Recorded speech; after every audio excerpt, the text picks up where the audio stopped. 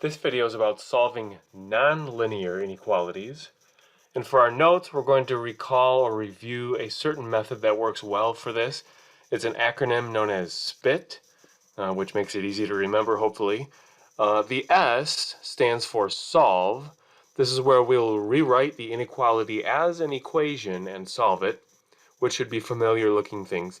The P stands for plot. So when we get those solutions from the first step, we'll go ahead and plot them on a number line. And then the third step is the interval test, where we'll test the original inequality at values within each interval created by the solutions on the number line. And then lastly, of course, we'll graph only where it's true, and then we can even convert the graph into interval notation quite simply once that's done.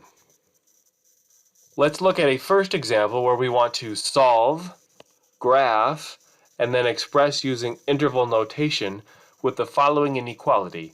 It reads 5x squared plus 3x is greater than or equal to 3x squared plus 2. Well, to follow our SPIT acronym, we'll just do one step at a time, the first step being to solve, which means we're going to rewrite our given inequality as an equation that would be 5x squared plus 3x equals 3x squared plus 2. And then we solve this. Now, it happens to be a quadratic equation, and we can follow our steps for doing that. We'll subtract the 3x squared from both sides, combining like terms, moving the smaller one to the larger one. That will give us, let's see, 5x squared minus 3x squared is 2x squared plus 3x on the left side still, and then that's equal to 2.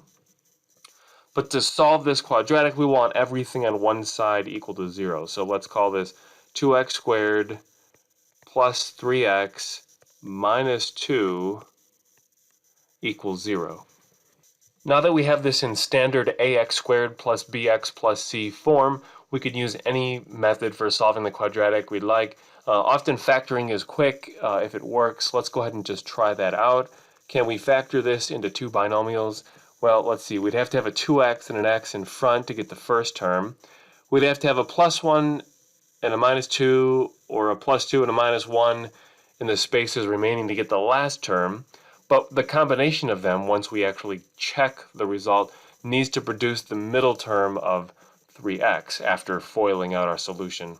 So let's try this with a plus 2 on the right side and a minus 1 here. I believe that should work out for us. Now, once we get it factored correctly, we'll set the factors equal to 0 using the zero product property here.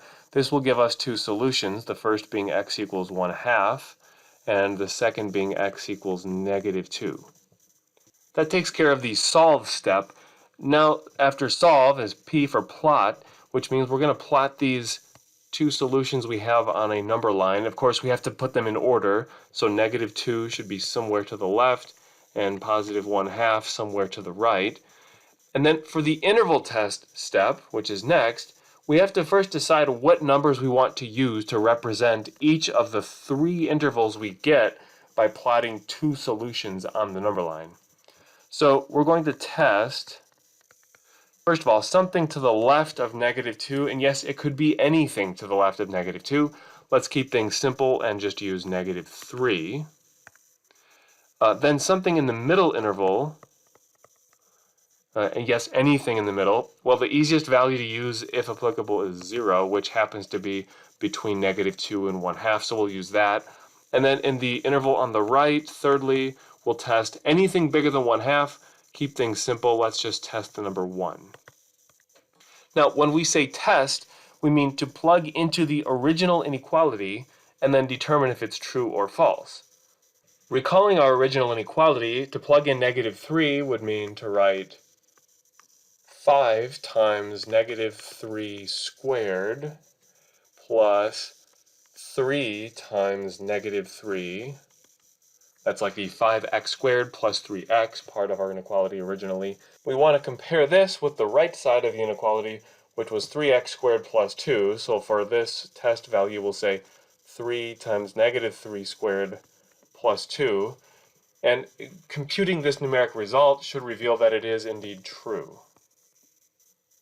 We'll go on and try the others as well, testing out 0, which should end up false, and then testing out 1, which should end up true.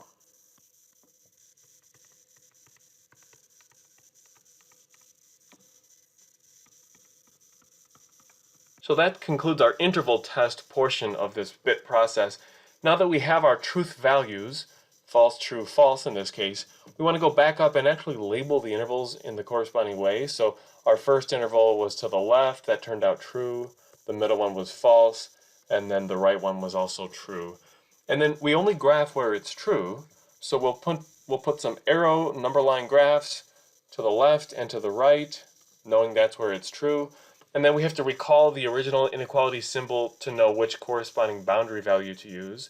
The original, as we can recall, was greater than or equal to, which involves brackets, which means we can put brackets on the boundaries of our graph. And then the interval notation could be written as well. I'll sneak that in here on the side. Let me clear that 1/2 out of the way and then put the rest of our notation for interval, which would be a 1/2 in brackets, comma, infinity going to the right.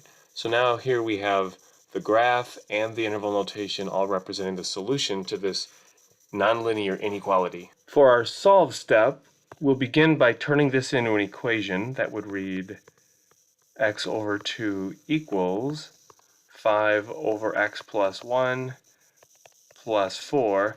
And an equation like this, which is a rational equation, could be solved first by clearing the fractions. We'll want an LCD to do this, which would be 2 times x plus 1. If I multiply the LCD all the way across each term, the 2's would cancel in the first on the left side, giving us x times x plus 1. Moving on to the right, the x plus 1 would cancel, giving us 5 times 2. And then all the way to the right with the term 4, we would get 8 times x plus 1. Now we'll work on solving this by distributing the x first to get x squared plus x equals 10 plus 8x plus 8. And then we'll combine all like terms on the left side so we can have a quadratic equal to 0. That would give us x squared minus 7x minus 18 equals 0. This could be solved by factoring, and that would give us x minus 9 and x plus 2. Using the zero product property, that means x equals 9 or x equals negative 2. Notice back up at the original problem, we did have a rational expression where there may be a case of undefined. When x is negative 1, we'd be dividing by 0. So that means we have to include, let's see, since x cannot be negative 1, we have to include that on our number line. So as we now go to plot our solutions and work on our interval test, we'll be sure to put them all in place. We know negative 2 shows up as a solution. We just said a second ago that negative 1 should not be included, so that means we have to put it on our number line. And then moving on, that takes care of the first solution and the value we have to avoid. The next would be plotting our second solution, which is 9. And then we can test around all of these values. Something to the left could be like negative 3. The next interval we could test negative 1.5. Then we could test 0. And lastly, we could test 10. Testing these results should yield false, true, false, true. Go ahead and mark our graph accordingly, according to the order we just got: false, true, false, true. We only graph where it's true. So between the negative 2 and the negative 1, and then to the right of the 9. Now let's also be careful to recall what symbols we should be using for our boundaries. If you go back and find the original, you'll notice this was a greater than or equal to, which corresponds typically to a square bracket. That's true for everything except the value we're trying to avoid, which is the negative 1. So at that boundary we have to put a parenthesis, because remember, that value shows up at all because we cannot use it for x. Every other boundary for our graph should get a square bracket. So our summarized interval notation should be a bracket on -2, comma, parenthesis on -1, union, bracket on 9, comma, infinity.